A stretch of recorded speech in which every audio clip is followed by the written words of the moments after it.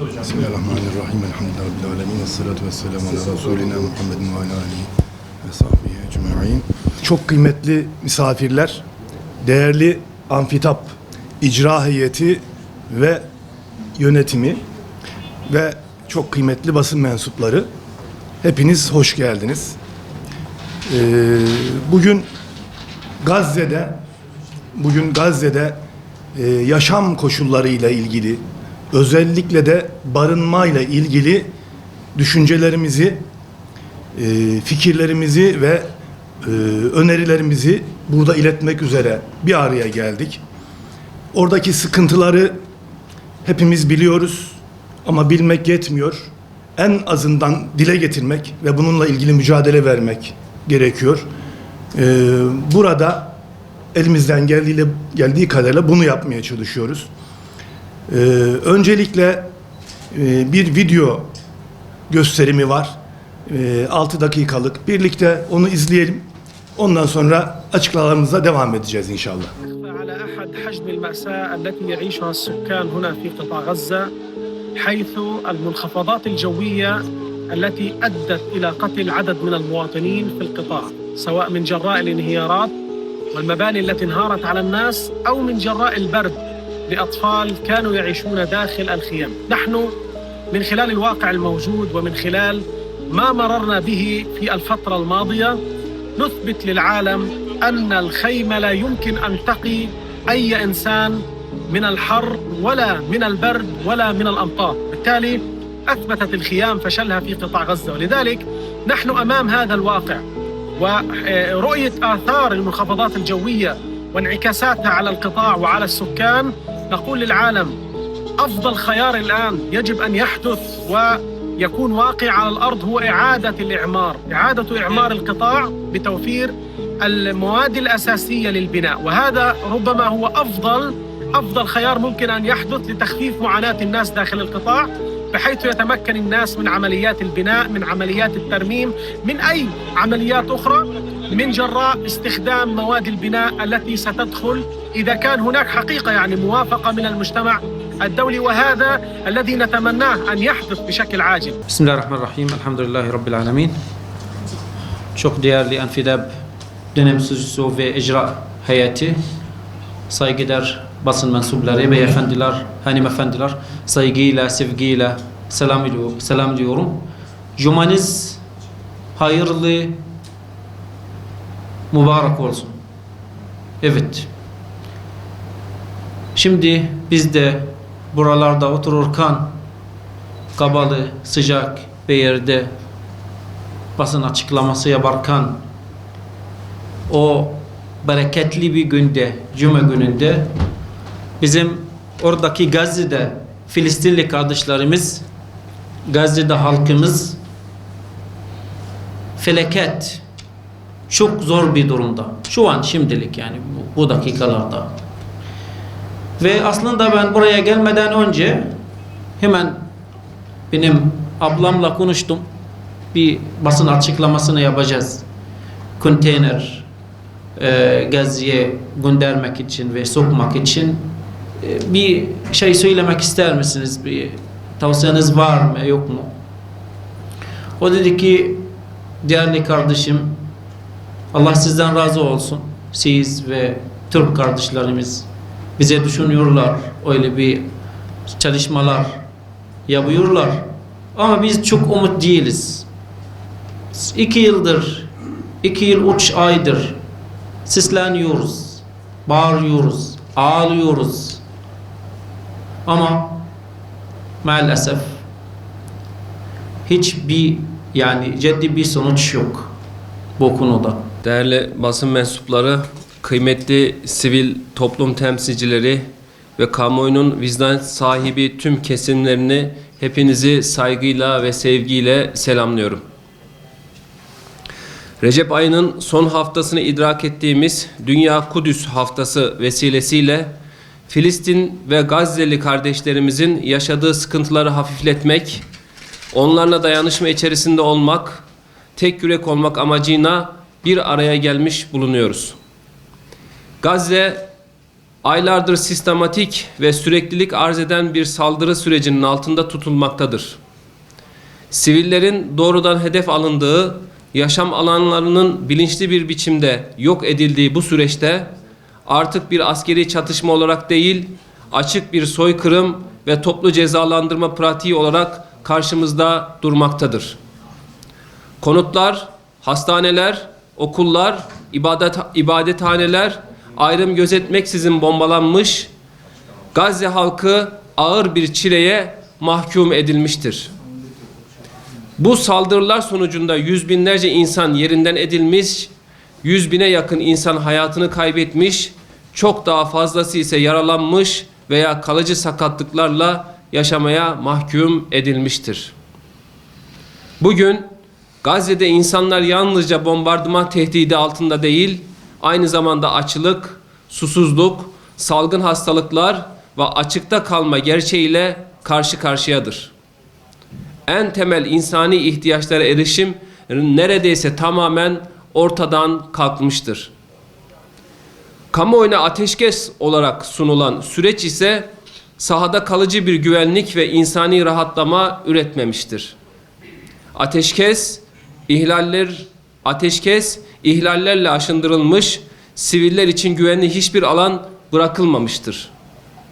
İnsani yardımların önünün açılacağı yönündeki sözler ya hayata geçirilmemiş ya da son derece sınırlı ve sembolik düzeyde tutulmuştur. Yardım meselesi insani bir sorumluluk olmaktan çıkartılarak siyasi pazarlıkların bir unsuru haline getirilmiştir. Bu tablo içerisinde Gazze'de en acil ve en yıkıcı sorunların başında barınma gelmektedir. Birleşmiş Milletler Uluslararası Göç Örgütü'nün açıklamasına göre İsrail'in yoğun saldırıları sonucu Gazze'deki evlerin %90'ından fazlası yıkılmış veya zarar görmüştür. Yüz binlerce insan evsiz bırakılmıştır.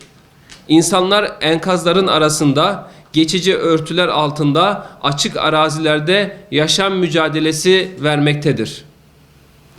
Kış şartlarının ağırlaşmasıyla birlikte barınma sorunu artık bir konfor meselesi değil, doğrudan hayatta kalma meselesi haline gelmiştir.